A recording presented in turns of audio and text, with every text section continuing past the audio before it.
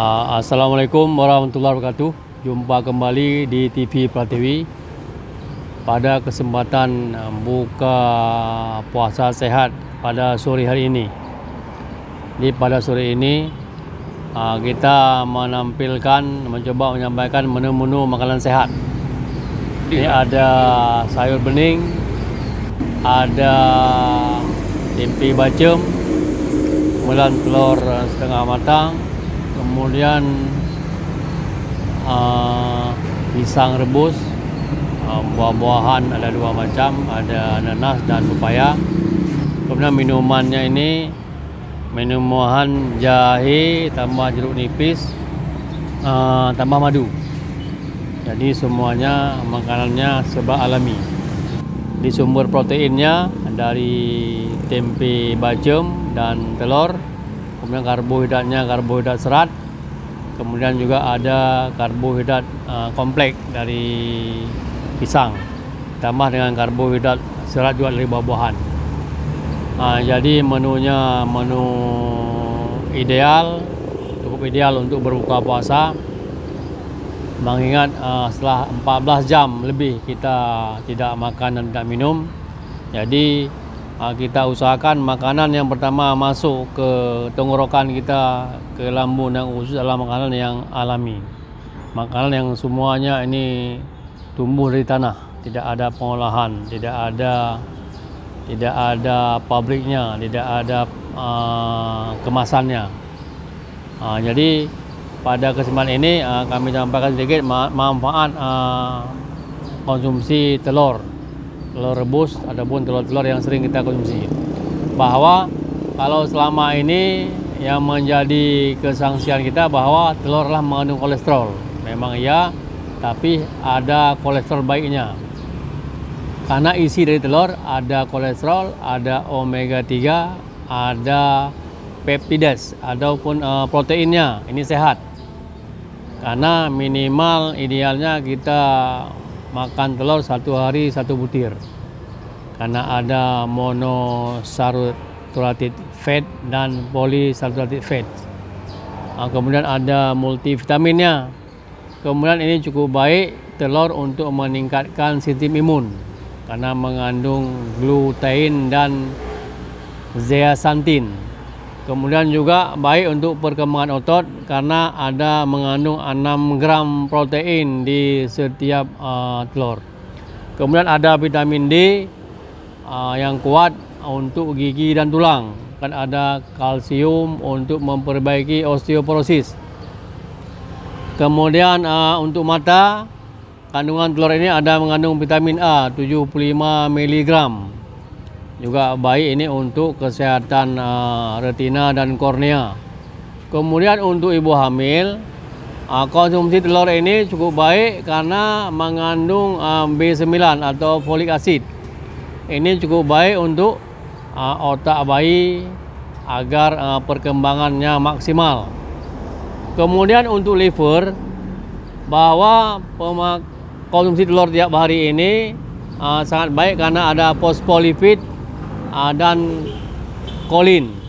Ini dimana akan mengurangi terjadinya fatty liver, sehingga liver kita akan bekerja lebih ringan untuk memanfaatkan hasil dari telur ini. Kemudian juga bisa untuk diet karena membuang lemak-lemak jenuh.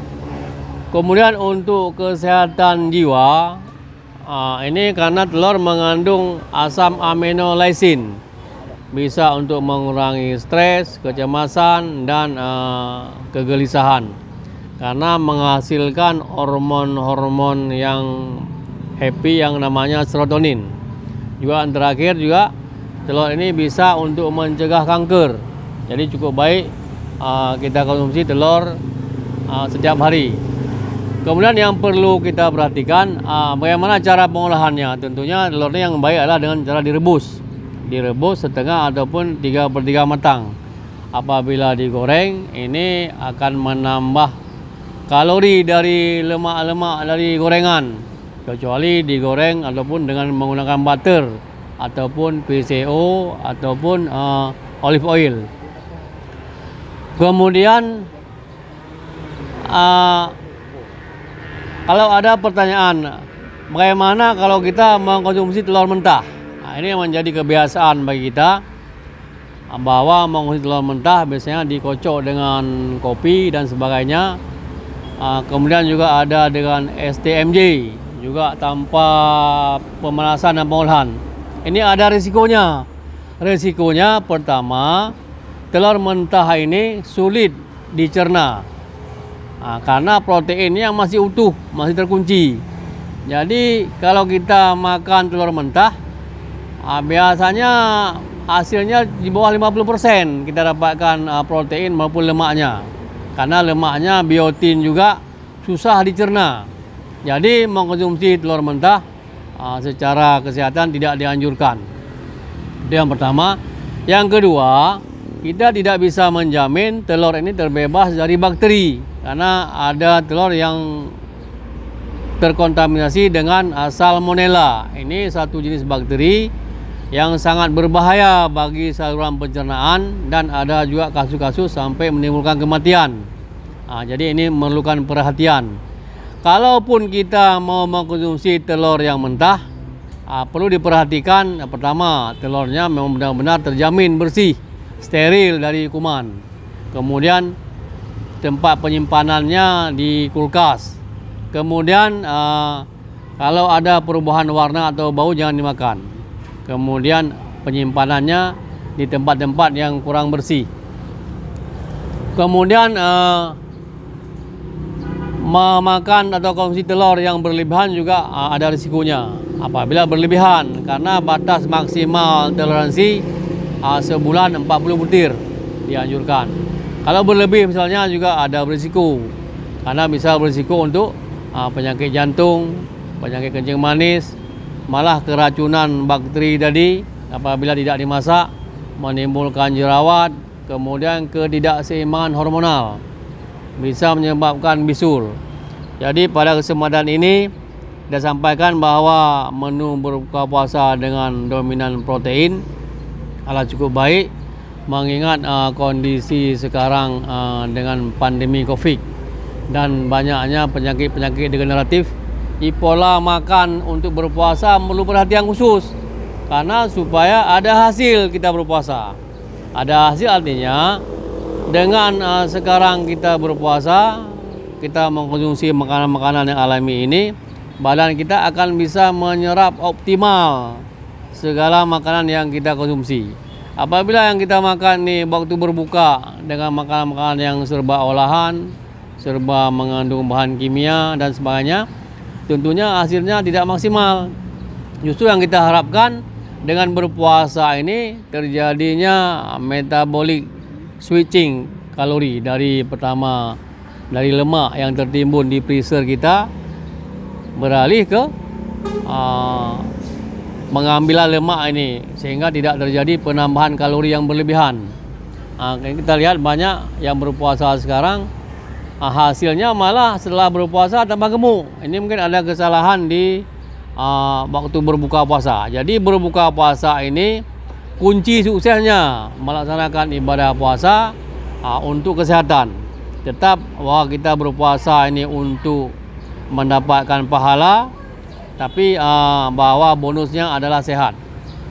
Sehingga apa? Sehingga dengan kondisi sekarang pandemi COVID dan banyaknya penyakit-penyakit metabolic syndrome yang sekarang terjadi, dengan melaksanakan ibadah puasa secara di samping berpuasa, cara-cara yang lain dengan seperti ini, mengurangi karbo dengan diet rendah karbo, tinggi protein dan lemak. Kemudian berikutnya dengan menjaga pemasukan lemak dan protein agar yang masuk adalah protein dan lemak yang alami.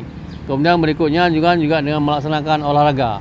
Olahraga ini kalau kita untuk yang muslim terasa cukup gampang. Setiap sholat, habis sholat bisa melaksanakan push up, kemudian squat, bisa melaksanakan sit up beberapa menit. Kalau tidak bisa 5 waktu sholat, bisa 3 waktu. Kemudian yang penting suasana hati berbuka dalam keadaan berbahagia. Walaupun ini kita lihat tidak ada nasi, tapi karbonya udah berlebih ini. Ada karbo serat dari sayuran, kemudian karbo kompleks dari pisang, kemudian ada karbo fruktosa dari buah-buahan. Jadi udah lengkap. Ditambah lagi dengan ini Pak Usni bawa air kelapa. Ini juga sumber asam amino. Jadi mudah-mudahan ini kita bisa sehat semua dan menjadi inspirasi untuk orang lain bahwa berpuasa walaupun ibadah tetap kita sehat. Demikian, mudah-mudahan ada manfaatnya. Jumpa kembali dalam kesempatan berikut di TV Pertiwi. Wabillahi taufiq wal hidayah. Assalamualaikum warahmatullahi wabarakatuh.